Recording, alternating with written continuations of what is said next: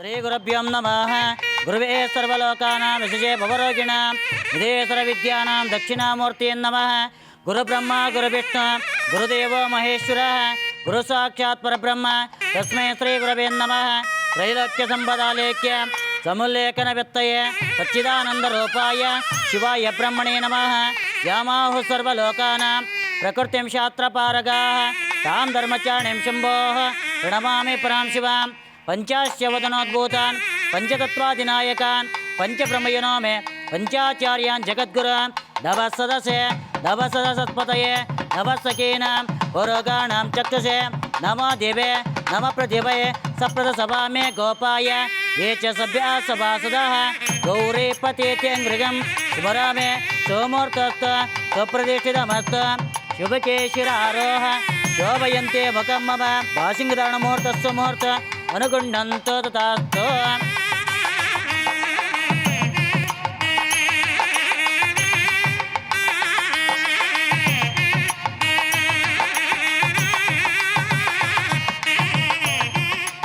Kamal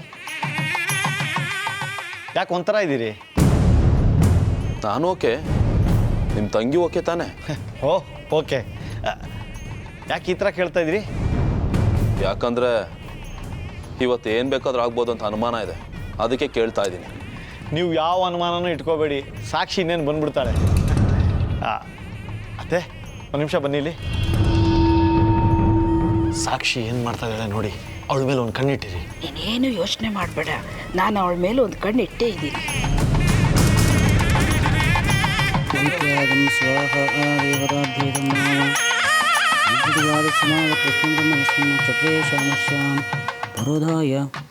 sir, ಅಂತರ್ಪಟ ಸಿದ್ಧವಾಗಿದೆ, ಮಂಟಪಕ್ಕೆ ಓದನ್ ಕರ್ಕೊಂಬನ್ನಿ. ಅತ್ತೆ ಬ್ರಹ್ಮಣಸ್ಮಿನ್ ಚಕ್ರೇ ಶ್ಯಾಮಶ್ಯಾಂ ಪರೋಧಾಯ.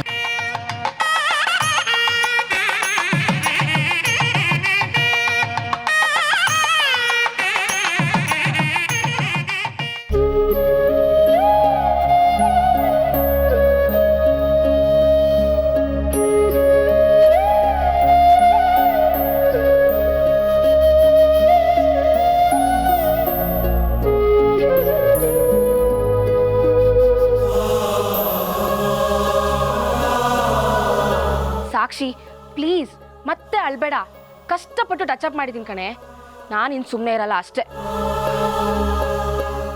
ಈ ಲಡ್ಡು ಅಮ್ಮ ಪಾಪ ಅತ್ತ ಎಷ್ಟೊಂದು ಬೈತಾ ಇದ್ದಾರೆ. ಇನ್ನ ಇಲ್ಲೇ ಸ್ಟ್ಯಾಚ್ಯೂ ಮಾಡ್ಬಿಡೋಣ ಅನ್ಸತ್ತೆ, ಆದ್ರೆ ಏನ್ ಮಾಡೋದು, ಮ್ಯಾಜಿಕ್ ಮಾಡೋಂಗಿಲ್ವಲ್ಲ.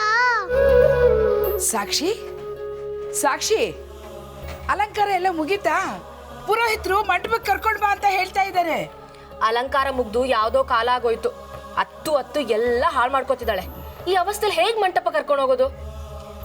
ನಾನು ಎಲ್ಲಿಗೂ ಬರಲ್ಲ, ಪ್ಲೀಸ್ ನನ್ನ ಒಂಟಿಯಾಗ್ಬಿಟ್ಟು ಎಲ್ಲರೂ ಹೊರಟು ಹೋಗಿ. ಬಿಟ್ಟು ಹೋಗೋದಲ್ಲ, ಇದಕ್ಕೆ 4 ಬಿಟ್ಟು ಎಲ್ಕೊಂಡು ಹೋಗ್ತೀವಿ. ಬಾಯಿ ಮುಚ್ಕೊಂಡು ಹೇಳೆ. ಏ ಸಿಂಧು, ಏನು ಮಾಡ್ತಿದ್ಯಾ? ಇಷ್ಟೊಂದು ತಾಳ್ಮೆ ಕಳ್ಕೊಂಡ್ರೆ ಹೇಗೆ? ಆದರೆ ಅವನು ಅದನ್ನು ಒಳ್ಳೆ ರೀತಿಯಲ್ಲಿ ತಗೊಳ್ಳಿಲ್ಲ. ಅಂದ್ರೆ ಕಮಲ್ಗೆ ರಘು ಬಗ್ಗೆ ಎಲ್ಲ ವಿಷಯನೂ ಗೊತ್ತಾ? ಅದಕ್ಕೆ ಅದೇ ಅವತ್ತು ಕಮಲ್ ನನ್ನ ಜೊತೆ ಮಾತಾಡಬೇಕು ಅಂತ ಮನೆಗೆ ಬಂದಿದ್ರಲ್ವಾ, ಆವಾಗ ಅವ್ರು ನನ್ನ ರಘು ಬಗ್ಗೆ ತುಂಬ ಚೀಪಾಗಿ ಮಾತಾಡ್ಬಿಟ್ರು. ಅದಕ್ಕೆ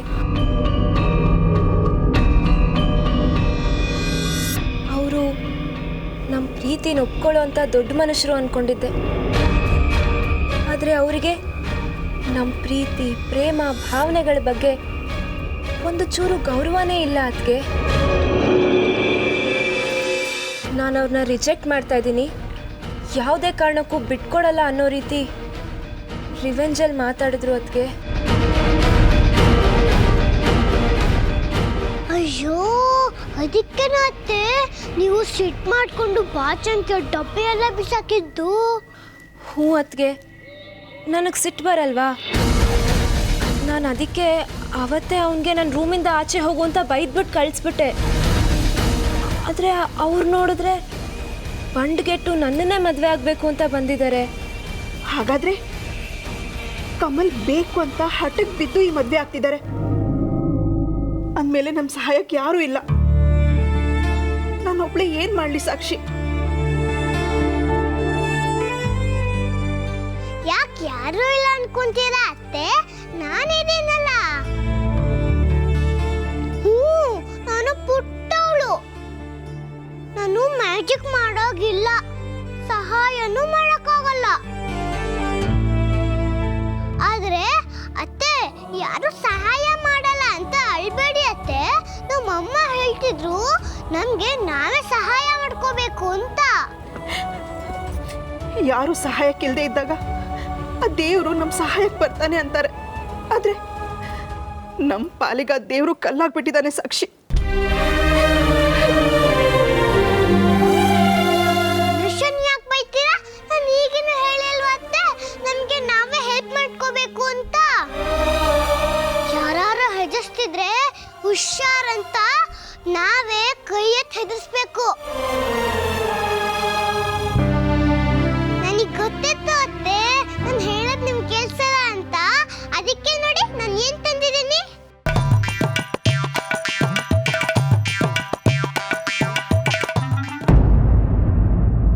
ಸಾಕ್ಷಿ, ದೇವ್ರಿಗೆ ನಮಸ್ಕಾರ ಮಾಡ್ಕೊ. ಎಲ್ಲ ಒಳ್ಳೇದಾಗ್ಲಿ ಅಂತ ಕೇಳ್ಕೊ. ಗಟ್ಟಿ ಮನ್ಸು ಮಾಡ್ಕೊ. ಬಾ ಹೋಗೋಣ. ಇದೇಳಮ್ಮ.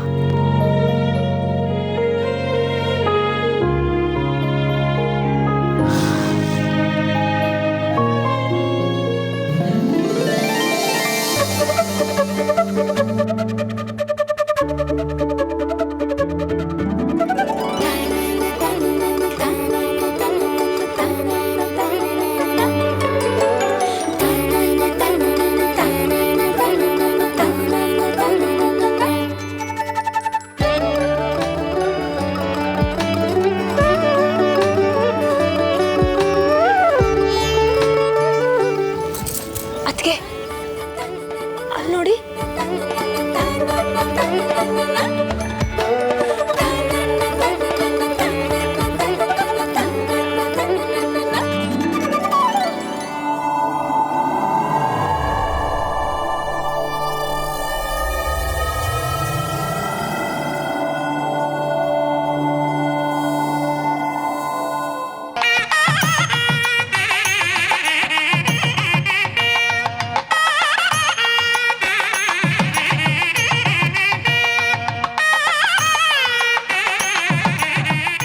ಬೇಗ ವಧುನ ಕರ್ಕೊಂಬನ್ನಿ, ಮುಹೂರ್ತ ಮೀರೋಗುತ್ತೆ.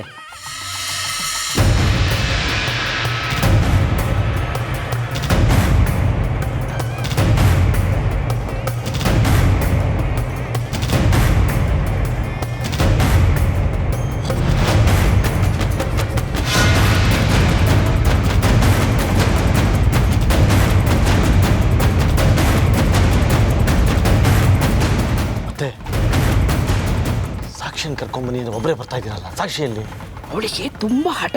ಜೊತೆಗೆ ನಿನ್ನ ಹೆಂಡತಿದು ಕುಮ್ಮಕ್ ಬೇರೆ. ಇಬ್ರು ಬಾಗ್ಲು ಹಾಕೊಂಡು ಪಿಸಾ ಪಿಸಾ ಪಿಸಾ ಪಿಸಾ ಮಾತಾಡ್ತಾ ಇದ್ದಾರೆ. ಏನ್ ಮಾತಾಡ್ತಾರೆ ಅಂತ ನನಗೆ ಕೇಳಿಸ್ಲೇ ಇಲ್ಲ ಕಣು. ಇವ್ರಿಗೆ ಹೊತ್ತು ಗೊತ್ತು ಒಂದು ಗೊತ್ತಾಗೋದಿಲ್ಲ. ಮತ್ತೆ ಈ ಮಂಟಪದ ಹತ್ರ ನೀವು ಮ್ಯಾನೇಜ್ ಮಾಡ್ತಾ ಇರೋ, ನಾನೇ ಹೋಗಿ ನೋಡ್ತೀನಿ ಏನು ನಡೀತಾ ಇದೆ ಅಂತ.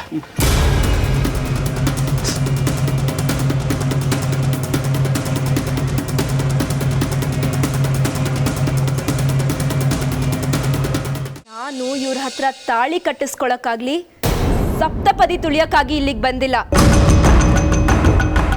ಯಾಕೆ ಅಂದ್ರೆ ನನಗೆ ಈ ಮದುವೆನೇ ಇಷ್ಟ ಇಲ್ಲ.